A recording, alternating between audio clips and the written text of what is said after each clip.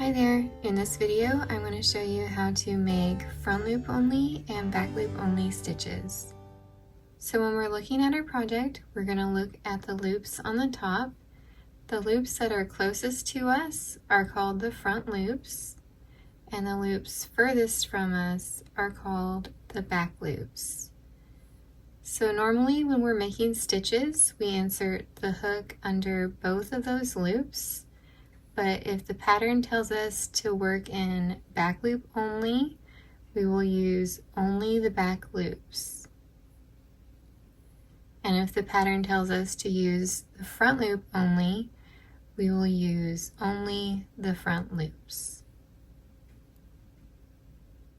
So let's try that out. First, we will make front loop only stitches. I'm going to make double crochets. So I'm going to insert the hook under that front loop only and come out between the front and the back loop.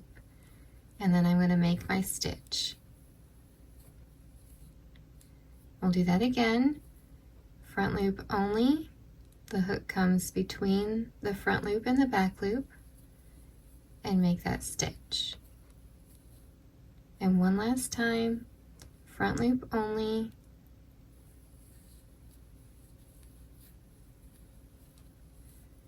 Now let's make some back loop only stitches. So we will insert the hook between the front and back loop and go under the back loop only to make the stitch. So that's one. Let's do it again. Between the front and back loop and under that back loop only. And one more time. Between the front and back loop, under that back loop only to make the stitch. So here we have our 3 front loop only stitches, and here we have our 3 back loop only stitches.